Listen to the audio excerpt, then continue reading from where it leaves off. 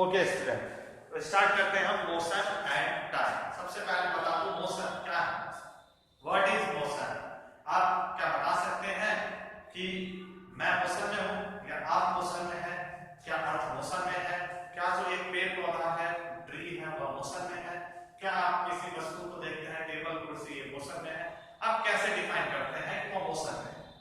Motion में define करने का एक ही बस तरीका है, वह तरीका ये है कि यदि देखिए बच्चों, यहां मैं ये आपको बता रहा हूं कि मोशन में आप देख कर नहीं बता सकते कि वह मोशन में है या नहीं। यहां समझने वाली बात यह है कि आप देख करके नहीं बता सकते। क्यों, कैसे नहीं बता सकते? क्या एग्जाम्पल के तौर पर समझिए, क्या आपने कभी जो आपके दीवार घड़ी है उसमें जो घंटे की सुई है, क्या आप देख करके ये बता सकते हैं कि वो मोशन में है? नहीं। क्यों? क्योंकि उनकी भी नजर आती है, परंतु उसकी मोशन जो होती है बहुत ही धीमी होती है, यानी उसे हम अपने आप को ऑब्जर्व नहीं कर सकते। इसी के साथ साथ आपके जो पेड़ पौधे हैं उनकी हाइट क्या मोशन में आप कह सकते हैं मोशन में है? ये भी हम नहीं कह सकते। क्यों? क्योंकि हम देख के बता ही नहीं सकते मोशन में है ना। फिर हम डिफाइन कैसे करेंगे कोई वस्तु मोशन में है या नहीं? तो इसका सिंपल सा एक तरीका है कि आप ऐसे बता सकते हैं कि वह ऑब्जेक्ट जो कि टाइम के रिस्पेक्ट में अपना पोजीशन चेंज नहीं करता हो या करता हो, जो अपना टाइम के रिस्पेक्ट में पोजीशन चेंज करता हो, वो सारे ऑब्जेक्ट मोशन में है। अब जो नहीं करता हो वो मोशन में नहीं। सिंपल सी बात है। अब वो टाइम कितना होगा, ये टाइम तो उस ऑब्जेक्ट पे भी डिपेंड करता है कि मान लीजिए अगर आप एक कार को देखते हैं जो कि यहाँ से नई बॉर्डर की तरफ जा रही है, तो वह तो 1 सेकंड में 1 से 2 सेकंड में ही आपको पता लग जाएगा। कोई ऐसे भी ऑब्जेक्ट होते हैं जो कि 1 ईयर 2 ईयर में जाके अपनी पोजीशन चेंज करते हैं। कोई ऐसे भी ऑब्जेक्ट होते हैं जो कि 100 साल 200 साल बाद अपना पोजीशन चेंज करता है। लेकिन अगर टाइम के साथ वो पोजीशन चेंज कर रहा है मींस वो उस मोशन में। हम इस चैप्टर में यही मोशन और टाइम के बारे में डिस्कस करेंगे। बहुत ही बेहतरीन, बहुत ही अच्छा चैप्टर हमारा। जो हमारा नेक्स्ट टॉपिक है वो है स्लो एंड फास्ट। आप कैसे बता सकते हैं कि कोई भी ऑब्जेक्ट स्लो है, कोई भी ऑब्जेक्ट फास्ट है? इसका भी कंपेयर आप कंपेयरिंग कर सकते हैं कि ये ऑब्जेक्ट जो है, अगर बोलूं कि राम तेज दौड़ता है, अब राम तेज तो दौड़ता है परंतु किससे तेज दौड़ता है, ये आप कैसे बता सकते हैं? मतलब मैं ये कहना चाहता हूं तेज दौड़ता है, आप किसी न किसी के कंपेयर में बताएंगे ना तेज दौड़ता है। ऐसा तो नहीं है राम जो है वहां ट्रेन से तेज दौड़ता है, एरोप्लेन से तेज दौड़ता है। तेज दौड़ता है, ठीक बात है, किसके कंपेयर में? सोहन के, मोहन के, किसी बच्चे के कंपेयर में वो तेज दौड़ता है। ठीक है, तो स्लो और फास्ट सिंपल सा इसका डेफिनेशन है कि इसमें कोई भी ऑब्जेक्ट जितना डिस्टेंस कवर करता है जितने कम टाइम में, वह ऑब्जेक्ट फास्ट होती है। अगर वह टाइम अधिक लेता है उस डिस्टेंस को कवर करने में, तो वह स्लो मोशन में है। ओके, इसके बाद हमारा अगला टॉपिक है स्पीड। स्पीड क्या होता है? स्पीड है हमारा, जैसे कि स्पीड का फॉर्मूला क्या होता है? Speed is equal to distance covered by object upon total time taken. दोनों को जब हम डिवाइड करते हैं तो वह उसका स्पीड आता है। स्पीड की SI यूनिट होती है आपकी, डिस्टेंस किलोमीटर मेजर होता है, टाइम को हम घंटे में यानी आवर मेजर करते हैं। तो इसमें ना -1 लगाएंगे। -1 मींस क्या दिखा रहा है, ये अपॉन में, या इसी को मैं ना ऐसे भी लिख सकता हूं, कभी आप इसमें कंफ्यूज मत हो, अपॉन लगा दूंगा यहाँ।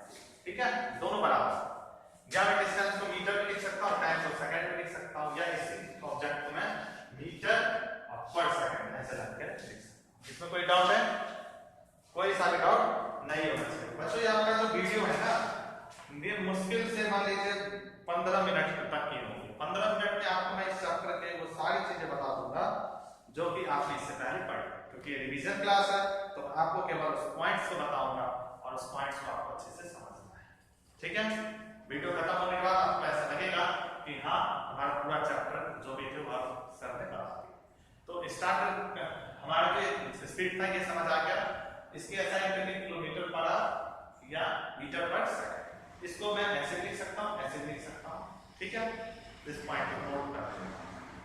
नेक्स्ट हमारा जो है वह है नॉन यूनिफॉर्म और यूनिफॉर्म वेलोसिटी। आप कैसे बताएंगे कि कोई ऑब्जेक्ट जो है यूनिफॉर्म है, कोई ऑब्जेक्ट नॉन यूनिफॉर्म वेलोसिटी है? तो इसका भी सिंपल सा एक तरीका है। कैसे कि मान लीजिए आप यहां से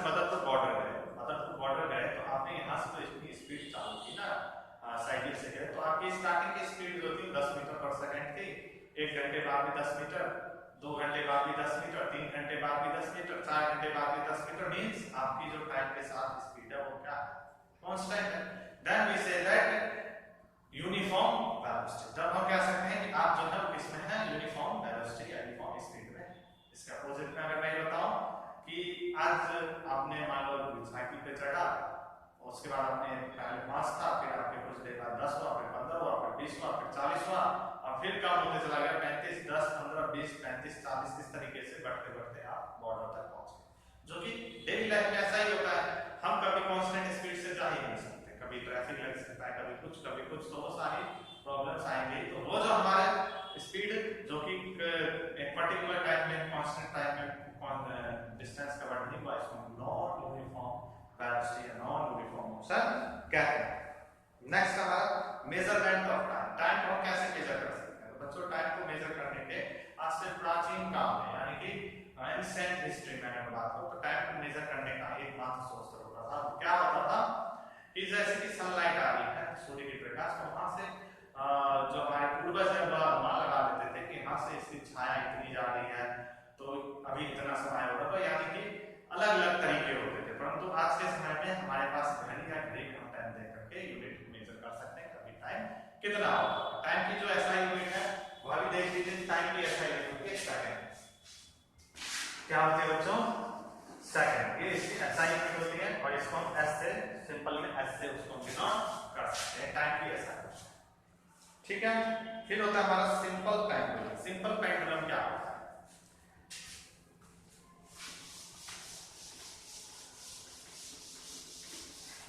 देखो बच्चों,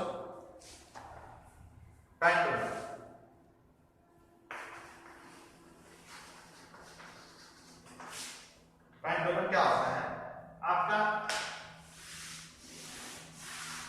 किसी भी रॉड से मान लीजिए देखिए इस तरीके से लटका हुआ है, कुछ टाइम बाद ऐसे जाएगी, फिर यहाँ से वापस आएगी, फिर यहाँ जाएगी, फिर यहाँ से वापस आएगी, इसको ही हम कहते हैं पेंडुलम। क्या कहते हैं बच्चों, पेंडुलम कहते हैं।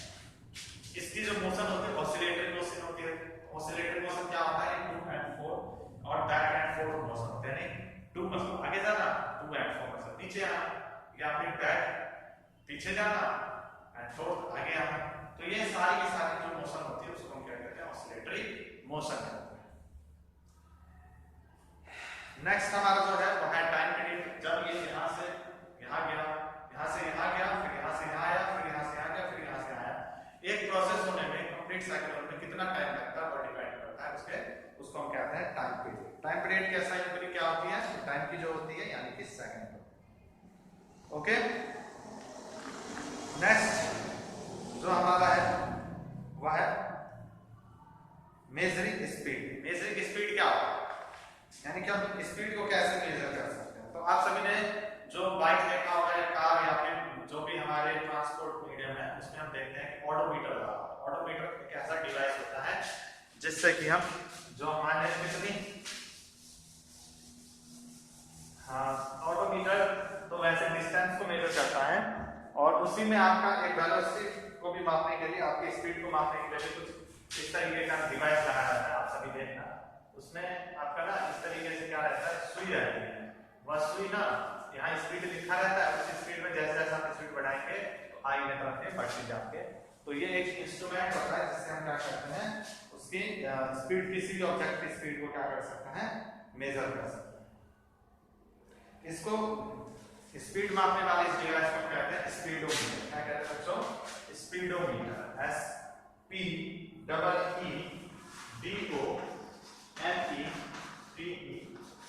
SPEEDOMETER। Speedometer is a device which can be used to measure the speed of an object like car, bike and etc. Okay. Now हमारा जो नेक्स्ट है वह है ऑडोमीटर। ऑडोमीटर क्या होता है, सिमिलरली इसी के जैसा आपने जब बाइक देखा हो तो ऐसे 2 डिवाइस लगे होता है, एक इसके बगल में एक और होता है, उसमें भी आपका मतलब इस तरीके का रहता है, जो इस तरीके का लिखा हुआ यहाँ व्हाइट में रहता है, यहाँ ब्लैक में रहता है, और इस तरीके से ये भी हमें डिस्टेंस बताता है कि हमने कितनी दूरी चली हुई है उस गाड़ी से। तो ये आप इसको कहते हैं ऑडोमीटर। इसको क्या कहते हैं बच्चों, ऑडोमीटर। ऑडोमीटर डिस्टेंस मेजर करने के लिए, एंड स्पीडोमीटर किस चीज के लिए यूज होता है, स्पीड को मेजर करने के लिए। ठीक है,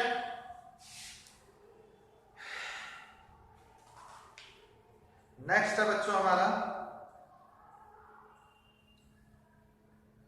वो है ग्राफ। ग्राफ में हम बनाते हैं, ग्राफ में कि जो हमारा टाइम के रिस्पेक्ट में जो उसकी डिस्टेंस होगी वह ग्राफिक कैसी होगी। तो चलिए एक इस ग्राफ को मेजर कर लेते हैं, कैसे कैसे ग्राफ बनता है। इन सभी को जब हमने चैप्टर पढ़ा था तो अच्छे से समझा था। अब एक बार हम देख लेते हैं। मान लीजिए ये हमारा एक्स एक्सिस है और ये हमारा वाई एक्सिस है। एक्स एक्सिस पे हम लेते हैं टाइम, क्या लेते हैं बच्चों, टाइम। और वाई एक्सिस में लेते हैं डिस्टेंस, क्या लेते हैं, डिस्टेंस। एक्स एक्सिस में टाइम, वाई एक्सिस में डिस्टेंस। जहां ये दोनों लाइन कट करती है वो होती है हमारी जीरो। यदि आप यूनिफॉर्म वेलोसिटी से चलते हैं, मान लीजिए आपका टाइम है 1 घंटा, 1 आवर, 2 आवर, 3 आवर, 4 आवर, और आपने 1 आवर में चला 10 किलोमीटर, 2 आवर में चला आपने 20, 3 आवर में चला आपने 30, तो आपकी जो यूनिट बनेगी इस तरीके से, और फिर 3 आवर में आपने चला। तो ये जो आपकी ग्राफ जाएगी बिल्कुल एक तरीके से सीधी ग्राफ जाएगी, सीधी। जो स्ट्रेट लाइन बनती है वो किसके लिए बनती है, यूनिफॉर्म मोशन के लिए। किसके लिए, यूनिफॉर्म मोशन के लिए। अगर यूनिफॉर्म मोशन है तब तो ये बिल्कुल सीधी बनेगी, परंतु यदि आप यूनिफॉर्म वेलोसिटी से नहीं चल रहे तो इसके अपोजिट हो जाएगा। कैसे, कि मान लीजिए आपने जब स्टार्ट किया, ये आपका 1 आवर है, 2 आवर है, 3 आवर है, 4 आवर है, ये 5 आवर, ये आपका टाइम हो गया। इसके बाद यहाँ पे आपका डिस्टेंस है 10 kilometre, 20 kilometre, 30 kilometre, 40 kilometre and 50 kilometre and so on. Then यदि नॉन यूनिफॉर्म वेलोसिटी से आप चलते हैं, किसके लिए बच्चों, non uniform motion, non uniform motion. यदि आप नॉन यूनिफॉर्म मोशन से चलते हैं तो इसका मींस क्या होगा कि आप अपनी वेलोसिटी को बढ़ा रहे हैं, घटा रहे हैं। तो यदि आपने मान लो पहले 1 घंटे में आपने चला मान लो 10 किलोमीटर, ठीक है, तो आपका ग्राफ ऐसे बना। लेकिन सेकंड किलोमीटर में आपने कम ज्यादा किया तो आपने मान लो कम कर दिया, आपने उसमें 5 किलोमीटर ही एक्स्ट्रा चला, आपने मान लो 50 किलोमीटर चला, तो आपका यहाँ पे बने ये ग्राफ ऐसे जाएगी। 3 घंटे में आपने 15 किलोमीटर चल लिया तो आपने मान लो यहाँ पे आ गया 30 किलोमीटर, तो ग्राफ ऐसे जाएगी। फिर इसमें मान लो आपने स्पीड बहुत ही कम डिस्टेंस आपने ऐसे कर दी। ओके, मतलब मैं ये कहना चाह रहा हूँ, वैसे देखिए यहाँ पे आपने 30 किलोमीटर में यहाँ चलते 4 किलोमीटर जब आपने चला तो आपने मान लो बिल्कुल ही 30 किलोमीटर ही चले तो यहाँ पे आ गए, ठीक है। फिर ऐसे मतलब इसका जो ग्राफ बनेगा वह जिगजैग मोशन बनेगा, क्योंकि आपने जो वेलोसिटी कम ज्यादा किए हो। तो ये हो गई आपकी नॉन यूनिफॉर्म मोशन। नेक्स्ट जो हमारा बच्चों डायग्राम है यूनिफॉर्म और नॉन यूनिफॉर्म मोशन के बाद वह होता है जब हमने मान लो ऑब्जेक्ट जो था वो रेस्ट है, रेस्ट यानी कि रुकी हुई अवस्था में, तो चली ही नहीं, तब उसका कैसे बनेगा।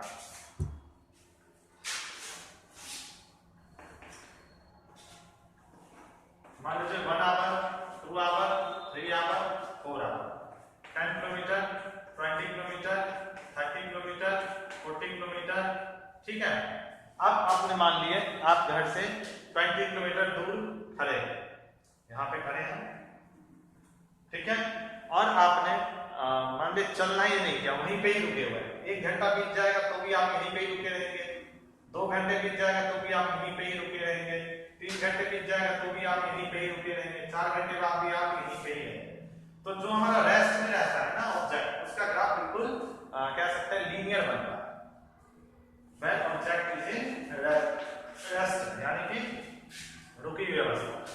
ये जो हमें दिखाता है ग्राफ वो हमें डिस्टेंस का बताता है, एंड नीचे वाली जो एक्स एक्सिस की लाइन है ये हमें टाइम की बताता है। इसकी यूनिट आवर में है तो यहाँ ब्रैकेट में ऐसे लिखना है, इसका यूनिट किलोमीटर है तो यहाँ ब्रैकेट में किलोमीटर लिखना है। तो ये सारी चीजें तो मालूम होनी चाहिए कि ग्राफ को फॉर्म कैसे बनाते हैं, ठीक है। यही हमारा जो है वो लास्ट टॉपिक है, और इसी के साथ आपका जो ये चैप्टर है इसके जितने भी इंपॉर्टेंट टॉपिक्स थे वो हमने यहाँ कवर कर दिया। अब आपके पास जो एक्सरसाइज क्वेश्चंस आंसर वो क्वेश्चंस